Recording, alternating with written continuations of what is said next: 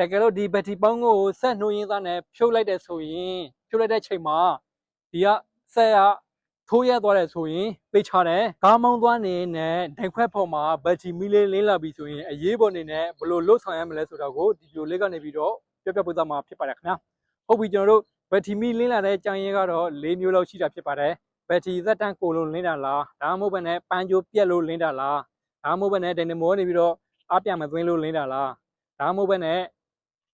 วายจูเลเปียโลพิวเปียโลเล่นละสุดท้าย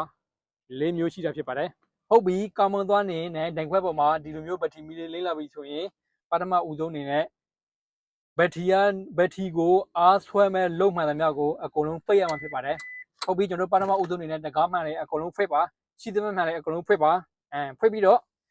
အဲအခွန်ဖိတ်ထားရင်အဲအခွန်ပိတ်ပါသချင်းလေး TP လေးဖိတ်ထားရင် TP လေးသချင်းလေးပိတ်ပါဖုံးအားသွင်းကြည့်လို့ထိုးထားရင်ဖုံးအားသွင်းထားရင်အကုန်လုံးဖြုတ်ပါပြီးတော့ကျွန်တော်တို့မီးတွေဖိတ်ထားရဆိုရင်လည်းမီးတွေအကုန်လုံးပိတ်ရမှာဖြစ်ပါတယ်ဒါလေးမပိတ်ဘဲနဲ့မသိဘဲနဲ့ဆက်မုံမယ်ဆိုရင်ဘက်ထရီကအားကုန်သွားပြီးတော့ကားဆက်ရလုံးဝထိုးရသွားတယ်ဆိုရင်နောက်ထပ်လုံးဝနိုးတော့မှာမဟုတ်ပါဘူးဒုတိယတစ်ချက်အနေနဲ့ကတော့စိတ်ချလုံခြုံအပ်တဲ့ကင်းဘေးရှင်းမဲ့လမ်းဘေးတင်တနေရာကိုကားကိုထိုးရပါထိုးပြီးတော့ကျွန်တော်တို့ဆက်ကိုမသက်ပါဘူးဟုတ်ပြီပြီးတော့ကျွန်တော်တို့ဘောနက်ဖုံးလှန်ပါဘောနက်ဖုံးလှန်ပြီးတော့မျက်မြင်နဲ့ပေါ့နော်မျက်မြင်နဲ့ဒီကဘက်ထရီငိုးလေးခြောက်နေလားပြုတ်နေလားဒီမှာပေါင်းနှုတ်ရောကျွန်တော်တို့ကြည့်ရမှာဖြစ်ပါတယ်ပြီးတော့ကျွန်တော်တို့ဒိုင်နမိုရဲ့ socket တွေလော့နေလားမီဂျိုတွေပြတ်နေလားပြီးတော့ဒီမှာပန်းကျိုးအဲ့ဒီပန်းကျိုးကပြတ်နေလားဆိုတာကိုမျက်မြင်နဲ့ကြည့်ရမှာဖြစ်ပါတယ်တကယ်လို့ဒီမှာမျက်မြင်နဲ့ကြည့်လိုက်လို့ပန်းကျိုးပြတ်နေတယ်ဆိုရင်တော့ကားကိုလုံး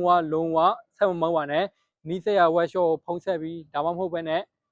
ဆွဲကားကိုခေါ်ပါ။ဘာကြောင့်ဆက်မမောင်းခိုင်းလဲဆိုရင်ပန်းကျိုးပြက်သွားပြီဆိုတာနဲ့ဝါတာပိုက်ကလုံးမလို့တော့ပါဘူး။ဒါဆိုရင်အင်ဂျင်ထဲမှာရှိတဲ့ရေဘူးတွေကိုအပြင်ကိုဆွဲထုတ်မပေးတော့ပါဘူး။ဒါဆိုရင်ကျွန်တော်တို့ပန်းကျိုးပြက်ရတဲ့နဲ့ဆက်မုံမယ်ဆိုရင်အင်ဂျင်ဟီပူတွေများပြီးတော့ပေါ်ချမ်းဖွင့်ရနိုင်တယ်လို့ခက်မသိရင်အင်ဂျင်တလုံးပါကျွန်တော်တို့မရနိုင်ခြင်းရှိတာဖြစ်ပါတယ်။ဒါဆိုရင်မလိုလားအပ်တဲ့အခြေအနေငွေတွေမိတ်ဆွေတို့ရဲ့တန်ဖိုးရှိတဲ့ပိုက်ဆံလေးပုံသွားနေတာဖြစ်ပါတယ်ဟုတ်ပြီမျက်မြင်နဲ့ကြည့်လိုက်လို့ပန်းကျိုးလည်းမပြတ်ဘူးဘက်ထရီလည်းမချောင်ဘူးsocket ကျိုးတွေလည်းမလွတ်ဘူးဆိုရင်ကျွန်တော်တို့နောက်ဆုံးဆက်ရမယ့်ချက်ကတော့ဒီမှာဘက်ထရီပေါင်းကိုကျွန်တော်တို့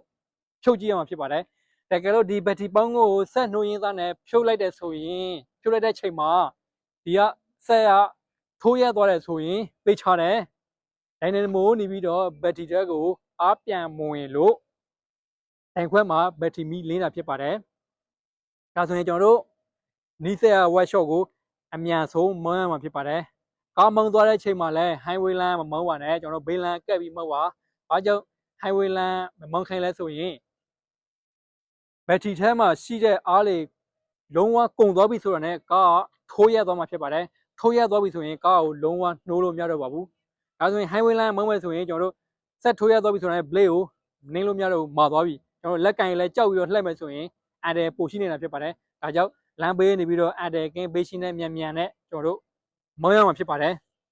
ဟုတ်ပြီဒီဗီဒီယိုလေးကနေပြီးဆိုရင်တော့